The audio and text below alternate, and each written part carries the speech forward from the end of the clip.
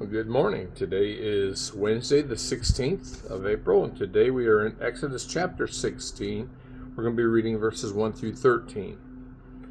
Word of God says, They set out from Elim, and all the congregation of the people of Israel came to the wilderness of Sin, which is between Elim and Sinai, on the 15th day of the second month, after they had departed from the land of Egypt. And the whole congregation of the people of Israel grumbled against Moses and Aaron in the wilderness.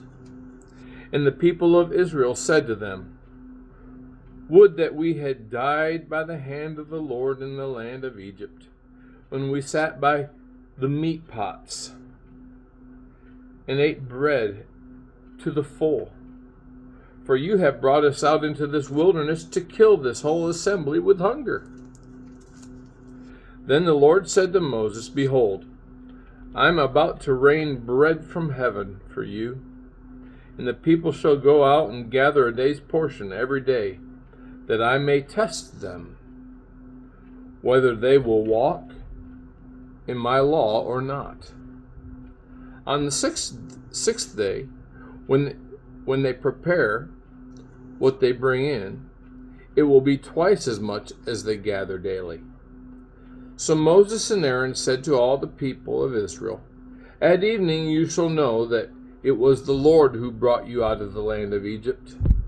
And in the morning you shall see the glory of the Lord, because he has heard your grumbling against the Lord. For what are we that you grumble against us?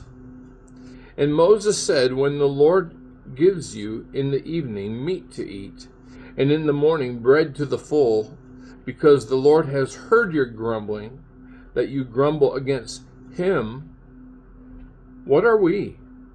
Your grumbling is not against us, but against the Lord. Then Moses said to Aaron, Say to the whole congregation of the people of Israel, Come near before the Lord, for he has heard your grumbling.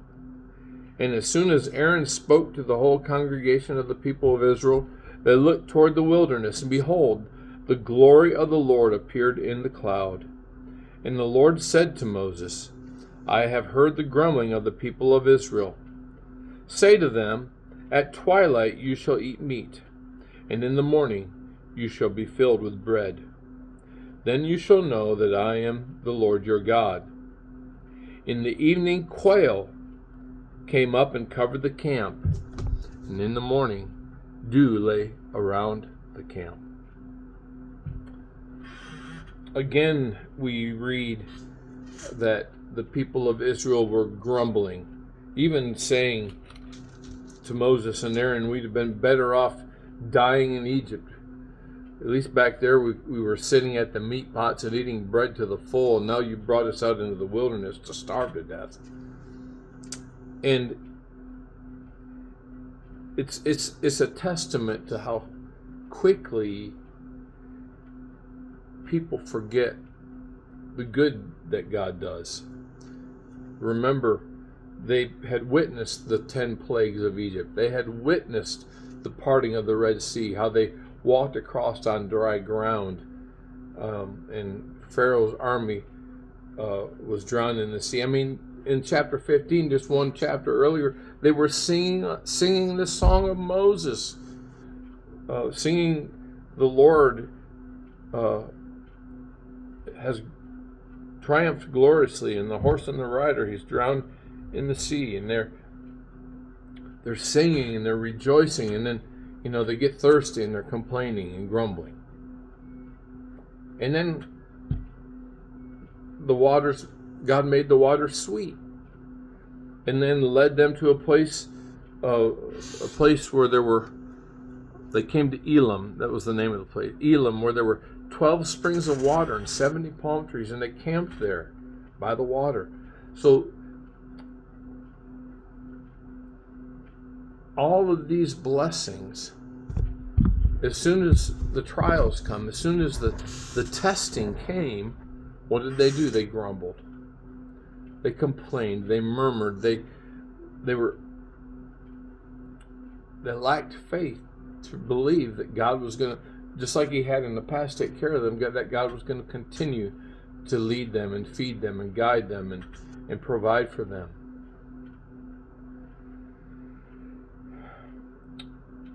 For a second time, we see that they complain, they murmur against Moses and Aaron, and twice in this passage we see, well, who are we? Why are you complaining to us?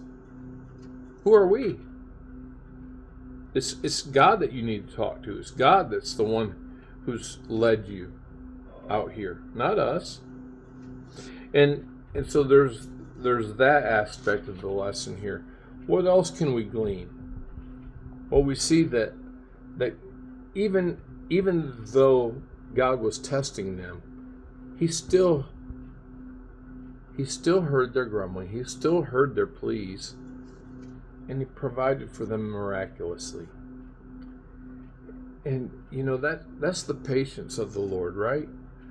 I mean, even when we complain and we grumble, God's still faithful. He's so faithful, so loving and patient with us. I mean, there are times when He gets fed up with these people who He calls a stiff-necked people. He said they're always complaining, always grumbling. He said, like, no matter what I do, that I cannot satisfy these people. And yet we see that God gives them bread from heaven, manna, so that they can be full. He gives them quail in the evening so they can have meat to eat. I mean, literally, the quail are, I don't know if you've ever hunted quail, they're not an easy target, but these are on the ground. These are just right there to be had. And the people were able to feast. In the wilderness, of all places, God provided for them bread and meat. So there's some valuable lessons to be learned here. Number one, let's just look at the complaining. Again, their grumbling and their complaining was directed at the wrong party. It was directed at Moses and Aaron in the wilderness, but their grievance was really toward God. And so God, again, takes care of Moses and Aaron by providing for the people to avert their grumbling and complaining. So we see, be careful when we grumble and complain. We need to understand that God is the one who raises up leaders and puts down leaders and controls the heart of the king, and God is the one who allows. I don't believe in accidents. I believe that God has a purpose, and we know Romans 8:28 says all things work together for good to those who love God, to those who are called according to His purpose. And so, even in our trials come into our life not as punishment per se, but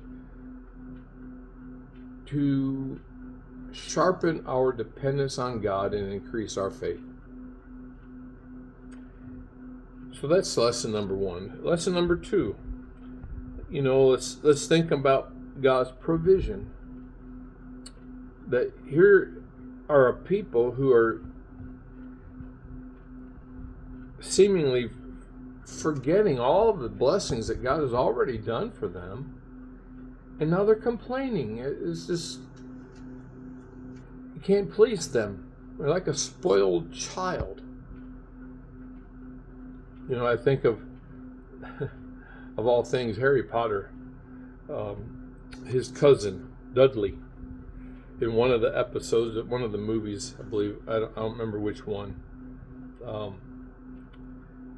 got like 23 presents for his birthday, and he pitched a fit because the year before he got 24 or something like that.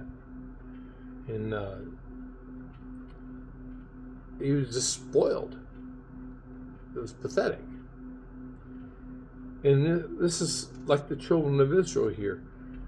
I mean, they spoiled the Egyptians. God gave them gold and silver and jewels and clothes, and they got their freedom, and they're headed to the promised land, and God has destroyed the armies of Pharaoh, and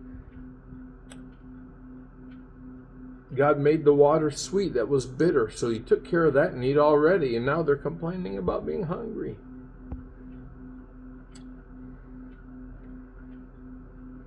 And before long, we're going to hear that they loathe the manna.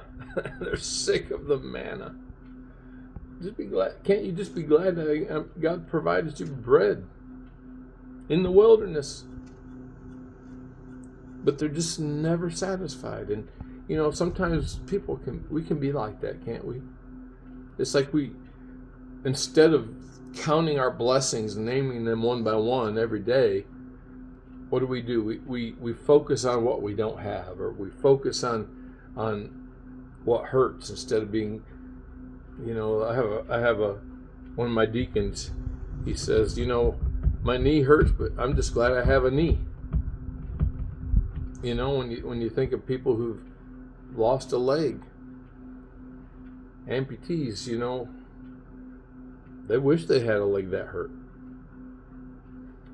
So it's all about perspective and being thankful for what we have. And so here are the children of Israel, again, complaining, saying we'd be better off dead back in Egypt. At least there we had food. So God provides them food. And so therein, what do we see? We see God, as we saw yesterday, God is the healer. Well, here we see God as the provider. God is their provider. He provides them bread and meat. What else do we learn? What else do we see in this passage? Well, I think one of the things that stood out to me is there in verse 10. It says, verse 9 says, Moses and Aaron's Lord is speaking. He says, say to the whole congregation of the people of Israel, come near before the Lord, for he has heard your grumbling. And as soon as Aaron spoke to the whole congregation of the people of Israel, they looked toward the wilderness, and behold, the glory of the Lord appeared in the cloud.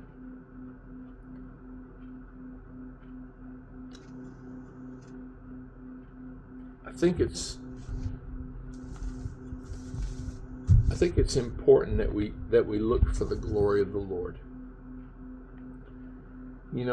How many times have you been in a needy situation where maybe things were looking kind of bleak, and the glory of the Lord appears? The mighty hand of God appears. God's provision appears. God has a way of showing up in our time of need, doesn't he? And I think that's a lesson that we can see here in this passage. God shows up, and he indeed does meet their need with the bread from heaven and the quail in the evening. In spite of all their grumbling and complaining, God's still faithful, and he still showed up when his people needed him. And that just speaks to the faithfulness of God. It speaks to the goodness of God. That even when we fail, even when we're not faithful, he remains faithful. That's all I have for today. Hope you have a blessed day. We'll see you again tomorrow.